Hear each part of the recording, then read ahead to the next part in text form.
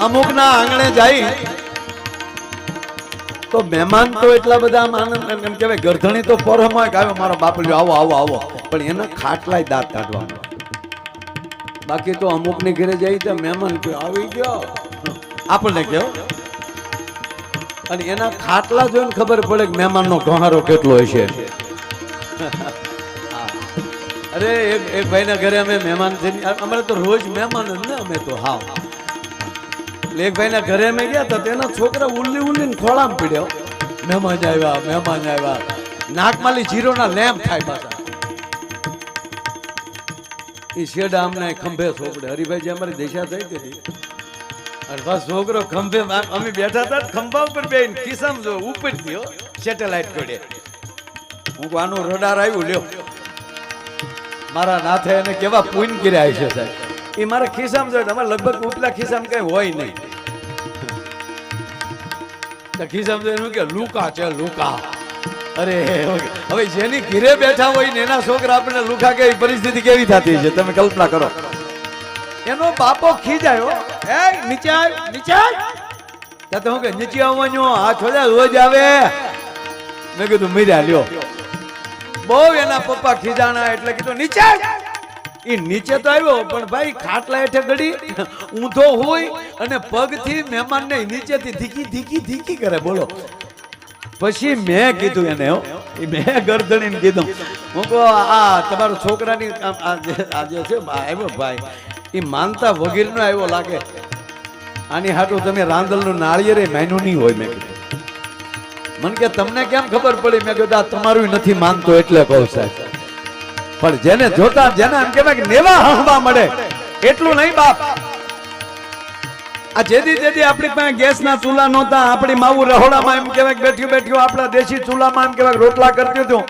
અને ખુમસા જવડી થાળીઓ હતી ગાડાના પૈ જેવા રોટલા થતા હતા જો કે ભાઈ સમય જાજો આઘો નથી જો નો માન્યા તો આ વચ્ચે તમને યાદ કરી દઉં આ દેશનો વડાપ્રધાન જે સૂચના આપે ને કાયદાને જે માણસ ફોલો કરશે ને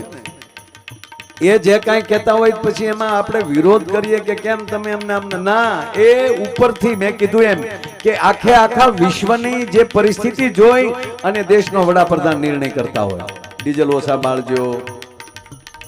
તેલ અને આપણે તો ઘરની ઘાણીના તેલ હોય દેશની જે ઘાણી થાય કે આપણે ઘાણી કાઢો એમ ન કરતા બાપ એની પૂરેપૂરી સૂચના ને એમાં હોનાની ના પાડી તો કયક બાયુના મોઢા અવડાવડા થઈ ગયા મારા રોયા ના ફોલો કરજો મારા બાપ કોરોનાની અંદર વડાપ્રધાન શ્રીએ નરેન્દ્રભાઈ મોદીએ થાળી વગાડવાનું કીધું હતું એનો અર્થ એ નહોતો કે થાળી વગાડવાથી કોરોના વયો જાય એનો અર્થ એ નહોતો ખાલી એને પ્રયોગ કર્યો હતો કે અહીં દિલ્હી બેઠા એમ કહું કે આખો દેશ થાળી વગાડે અને થાળી વગાડે કે નહીં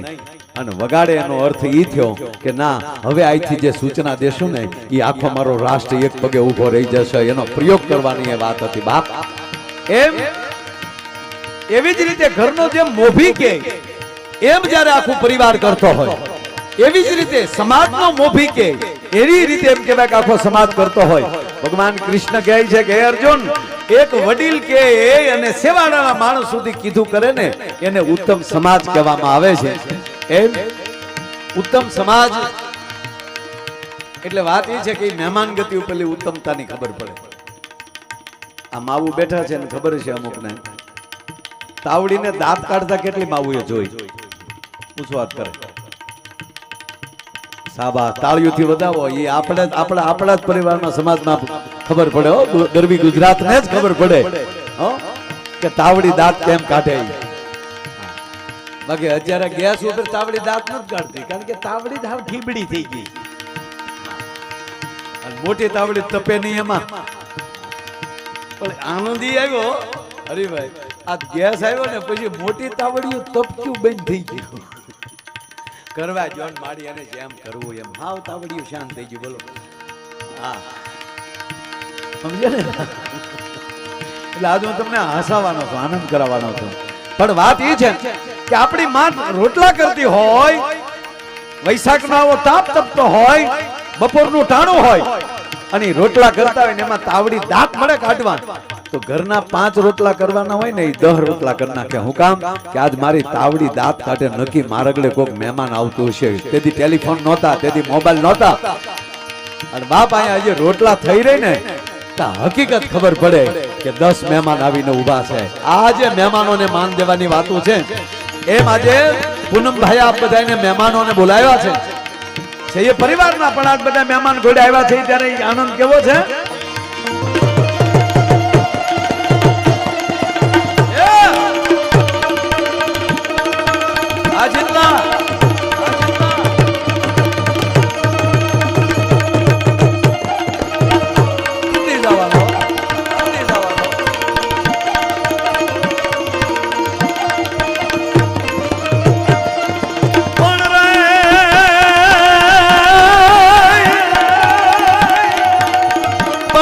ધડકેન મેડી હસે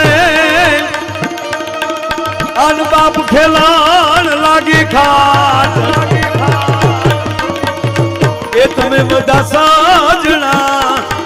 ભલે ને આવ્યા જ રે, એ અમે જોતા તમારી વાત. ક્યા વાત, ક્યા વાત.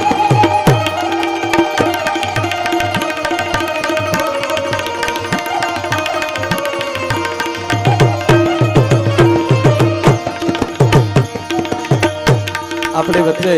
સુપ્રસિદ્ધ કથાકાર પૂજ્ય ગોપાલ બાપુ હરિયાણી પધાર્યા છે. તાળવીના ગગડાથી બાપુનું સ્વાગત કરો. બાપુ હું પૂનમભાઈ વતી આપનું પણ આટલી હાર્દિક સ્વાગત કરું છું. વગાડો વગાડો.